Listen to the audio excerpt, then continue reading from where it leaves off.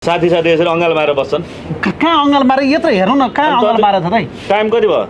छोरो स्कुलबाट लिएर आउनुपर्ने। छोरो त यहाँ बसेर यो को तेरो नाठो हो को? के तपाईँ जे पनि नबोल्नु फेरि मलाई मन पर्दैन। कस्तो जे पनि नबोल्नु भनेर हुन्छ? अङ्गाल मारेर बसेको देखेँ। उसको मेरो कारोबार थियो त उसलाई मैले यहाँ बोलाएको थिएँ। कारोबार यस्तो एकान्त ठाउँमा कारोबारको लागि एकान्त ठाउँमा लिएर अङ्गालो मारेर बस्ने मस्की तेरो पनि गाला साला चड्काइदिन्छ। यो के हो पारा?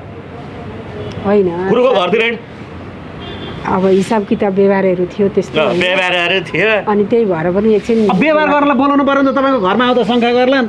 मैले हामी पहिला सँगै पढेको अनि त्यो बेलादेखिको अलिअलि तपाईँको बिएमै खर्च मैले हाल्ने उसको सोध्नु न बताए कस्तो बिहेमा खर्च यत्रो छोराछोरी यत्र भइसके अहिलेसम्म बिहेमा लगेको पैसा तिर्दैनन् कसैले कुरा गर्छ। फेरि छोरा पनि भइसकेको छ मैले त यसले केही पनि कुरा गर्दैन त फेरि। दुईटा छोरा छ अर्को हुनेवाला छ उहाँ। होइन त्यो त राम्रै कुरो हो। त्यो त खुसी कुरो त्यो त धेरै राम्रो कुरो। दुईटा घरमा एउटा या तिनवटा होइन त्यो त धेरै खुसी कुरो है।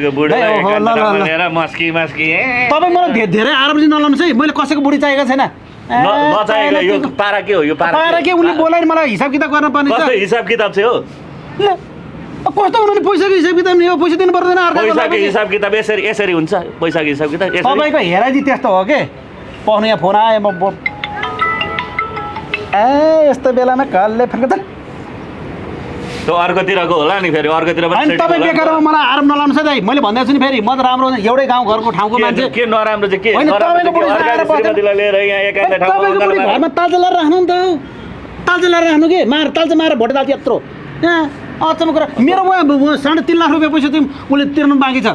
चलाइदिएछ 3.5 लाख रुपियाँ उसको बिहेमा नि तपाईँलाई के थाहा हुन्छ त? तपाईँ उसको बिहे भनेको उसको र मेरो बिहे भएको हो क्या? उसको माइतीपट्टिलाई मैले पैसा हालेको छ उनको माइतीलाई गएर भन्ने होला कस्तो माइती भनेर हुन्छ चाहिँदैन कुरा गर्नुपर्छ है। तपाईँ पनि हिसाब किताब गर्नुपर्ने।